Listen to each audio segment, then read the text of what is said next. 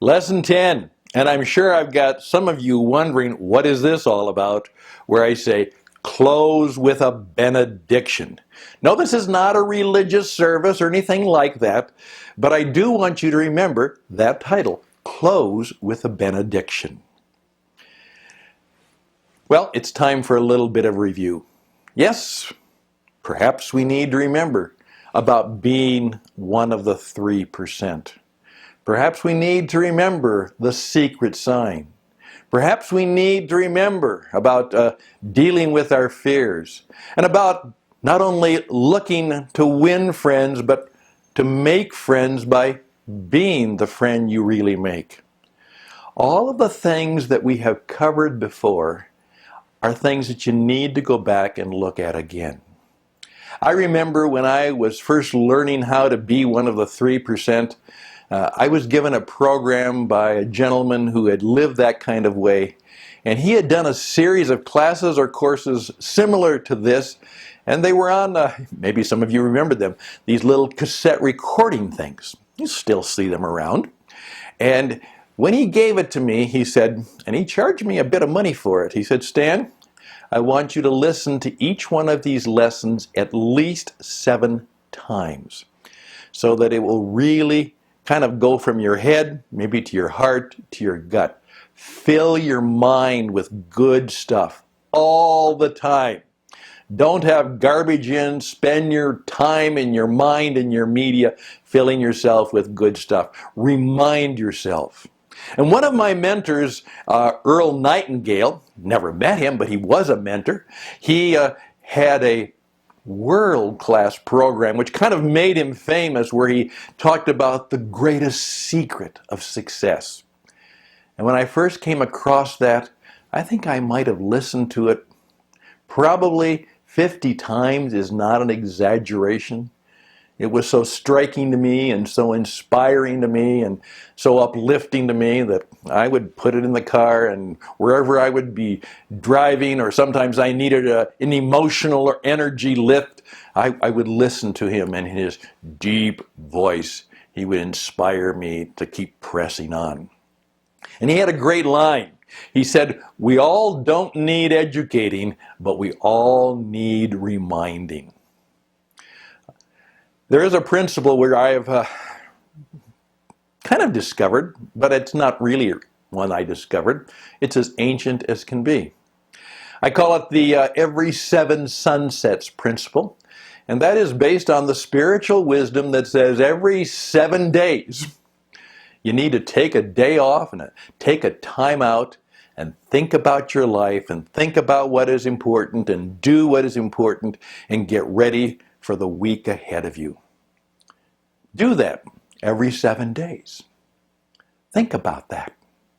Maybe that's something that you ought to think about. I oftentimes teach people to have what I call a Sunday night meeting. That means on Sunday night, they kind of get themselves emotionally and perhaps physically and spiritually and plan the week ahead of them so that it's not a Monday morning blahs. They are ready to make their mark in the week. So those might be some of the things that you might think about. And then one time after I'd given what some people might call a motivational speech, the boss said to me, he said, "Well, Stan, that was really great, and you really got them charged up. About how often do I need you to come in and do this? Maybe once a year?" And I said, "Probably every week." Well, he's not going to do that, but then I went to explain to him that one of his roles as a leader is to be an inspiring leader, that every 7 days we need that kind of physical and emotional and relational encouragement to press on, because life is hard, life is difficult, and it wears us down unless we can get that rest and relaxation and restoration and reminder and recharge. All of those R's. Then we'll perhaps find the true rewards that we want in life. Now, with that in mind, I would just like to frame a story and lead to the benediction, okay? I was giving a presentation to a group of people who were in the financial planning industry, but particularly the college financial planning. These were financial aid officers who actually made loans available to college students, and they were also people from the college who then worked with the financial aid organizations to actually fund them. Because in past times, it was a combination of private and other organizations who had the money and the colleges who then worked with them and with the student to, again, work out, okay, here are the scholarships, here's the financial aid, here are the loans, and you would try and put together a package so that you could afford to go to school. And I was giving a workshop, and one of the presentations I gave is one that I often give people. I might give it to you. It was very simple. How do you want to be remembered? And what I encourage people to do is literally sit down and be one of the 3% people who have figured out what they want out of their lives. We talked about that. And I said, one of the ways people do this is oftentimes say is, when I die and when I'm gone, what do I want to be on my tombstone?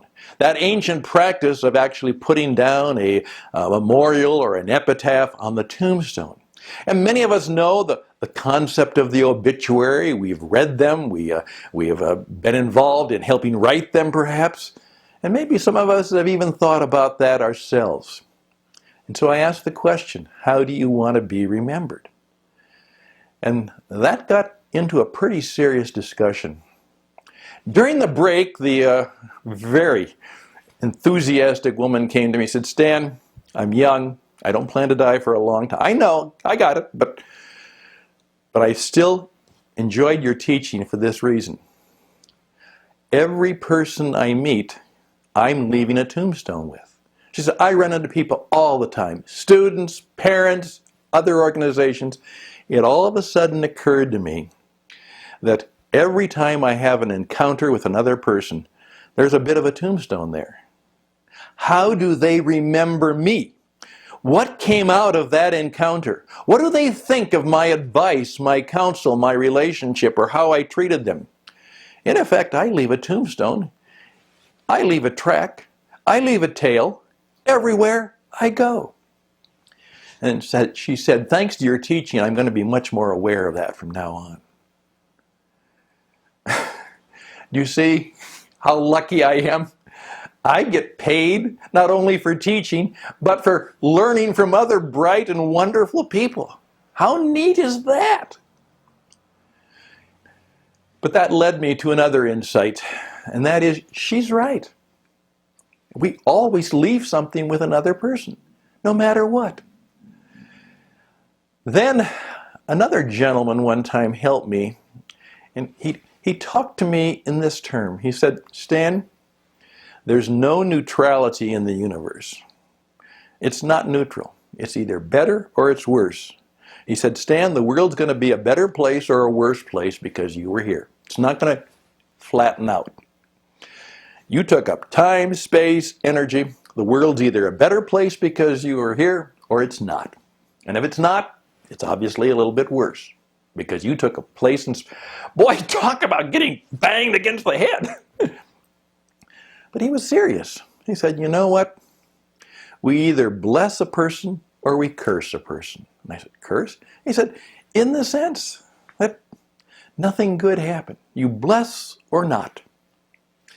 And that led me to the idea that whenever we're involved in a relationship of some kind, can we close with a benediction? Now, the word benediction simply means bene, good, diction, speak. Speak good to another. Always speak good to another. And that has become kind of a motto that I teach people now if they really want to make their mark. Can they always find a way, even in the most difficult situations, to speak goodness to another? Can they always find a way to perhaps leave a little bit of a blessing in that person's life? You know, but they're better off, even if it was not a good or pleasant or what we would call a productive conversation. Many of you, Again, I show my age and stage, but it's been around for almost 50 years now. The story of Star Trek and the legendary actor Leonard Nimoy, who played the character of the half-human, half-Vulcan, that Spock character. And many of us know that there was a greeting that he had. And perhaps some of you are saying it right now. Remember, he used to say to his friends, and then there was a certain sign, and I never can get it right. My fingers don't work. He would simply say, live long and prosper. Live long and prosper. You know what? That's a benediction. That's a benediction. You're speaking good to me. So from time to time, I oftentimes say, may it go well with you. All the best to you. May your business prosper. Can you think about what might happen is if you began to have that reputation of being the kind of person who always spoke well to another person, spoke goodness to another person, spoke perhaps, to use that rather powerful word, blessings to one another. Live long and prosper. May it go well with you. All the best to you. You know, have a good day, yeah, but let's up the emotion and let's up the endurance and perhaps the length of the blessings we give. Just a thought about making good friends and making your mark and perhaps making other people happy. Because let me tell you this, being useful, making other people happy, and making other people successful is the truest route to true success. And as I used to say on late night radio, let that sit on your head for a while, maybe for a long time. This is the end of the course. This is the end of the class. Thank you, Dale Carnegie, for all you brought into our experience. Thank you for your comments, and thank you for listening to what we added to the Dale Carnegie story. However, we have a bit of an epilogue, and that'll be short, hopefully sweet, and we'll close with that. Bye for now.